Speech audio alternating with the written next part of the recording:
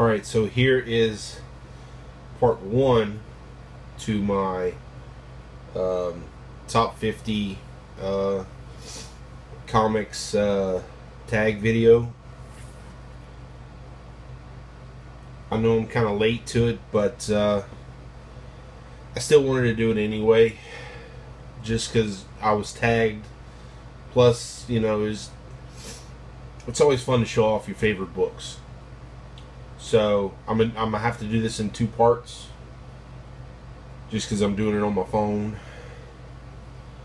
So part 1, the first one is this is Punk's number 1. It's the Rob Guillory variant. I wanted to show this one because I had it signed and graded through CBCS by the 2 local artists from the city I live in, Cody Chamberlain and Rob Guillory. So it was kind of a pretty cool thing. Then we got these are in no specific order. Next Men, the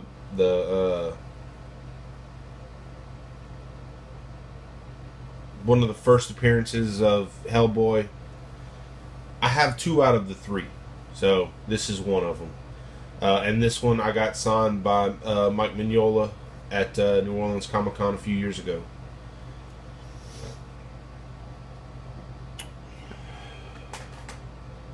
Then I got Punisher number 1. This is from the first miniseries, and I was able to get this signed by Mike Zeck last year at New Orleans Comic Con. It was kind of a letdown meeting, you know, one of your favorite artists, because he was kind of a he wasn't a very nice dude, kind of a jerk. Peter Panzerfaust number 1. This is a recent acquisition for me, but I now have the entire Peter Panzerfaust run from 1 to current, which I'm so happy and excited for.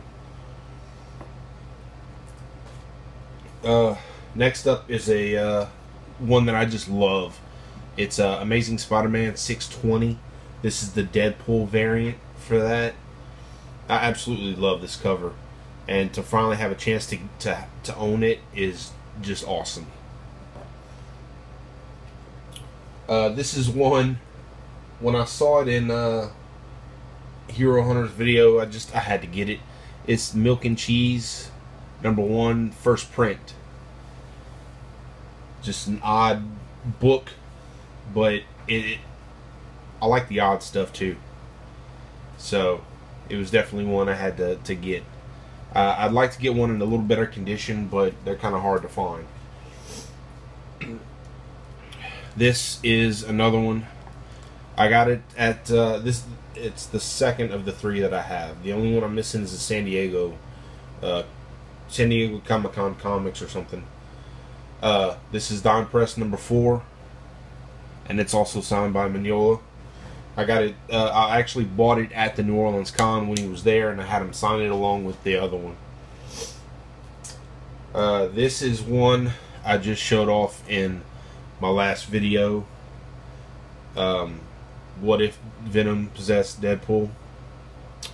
Absolutely love this cover, and it's one that I'm definitely going to have graded the next go around from CBCS. Next is Iron Man number 1 from his first series. Was really happy to finally get this one. I would like to upgrade it eventually, but you know how it goes. This is Ninja Turtles number 4 from the first series. This is also a first print, and I got it signed by Kevin Eastman at the very first Comic-Con I went to. What was it, 3-4 years ago now? So really happy to have that one. I would like to send that to CBCS when they do their when they can finally do that size. This is Punisher Magazine number 1, also signed by Mike Zeck. I got it done. I got them, this one and the other one signed at the same time. So, here is Marvel Preview number 2 with the Punisher. And this one I also would eventually like to upgrade, but it's good to finally have it. Now we've got the Raphael one shot. This is the first appearance of Casey Jones. Another one I really want to upgrade eventually, but it's just a matter of time and money always. Now we've got Hulk 102, and this is a really nice high grade copy of this. Managed to get it in a package deal a few years ago at Comic-Con. So, and this one they have it graded at a 7. I think it might get a little bit higher than what it is.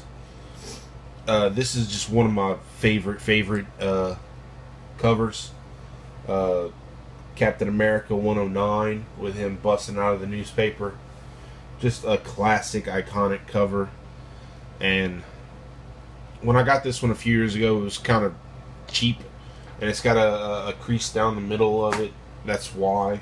But you know, and this is one I got for really cheap, and it's really in rough shape, but it's still cool to own. And I got it long before the movie came out. But this is Tales of Suspense number 50, the first appearance of the Mandarin. But I got it probably it was around the time Iron Man 1 came out, I think, or maybe 2. But I got it before they announced him for the movie, so I got it for a really cheap price. But I got a really rough copy, which, you know, we always want to upgrade to the near mints, but it's just never really possible. Here is X-Men 101, signed by Chris Claremont. This is part of the X-Men run that I got from a friend of mine, and this is an extremely high grade. So, very happy to have that, and actually just happy to have the entire X-Men run. Speaking of which, here is X-Men 94, also signed by Claremont. Another high grade copy. Oh, and it's also signed by Lin Wine, however you say his name. I forgot about that. So, double sign. There you go. Next up is another recent acquisition of mine. Superman's ex-pal, Jimmy Olsen. 134, first appearance of Darkseid. I still need Forever People number 1 and the New Gods, but you know, it's still good to have this one. And I also have the 135 as well. And 133, I have the issues on either side of it too. Here is Superman 233, the iconic Neal Adams cover, and I actually got it signed by Neal Adams a few years ago. So that was really cool. One of the few Neal Adams signatures I have. This is one, it was on my list for quite some time before I was finally able to get it. The first appearance of the Atom, Ray Palmer Atom. I was lucky enough to get this before the it was either right before or right at the beginning of the last season of Arrow when he debuted. So this is one I threw in there because this was on my list for a while, and it's not a popular book or anything, but it is Batman 134, the first appearance, I believe the first and only appearance, of the Rainbow Creature. So I want to get a better copy of this, but it was just what I could afford at the time. It's one of those off-the-wall villains, but I just really wanted it. And I love the cover too, the colors and everything else.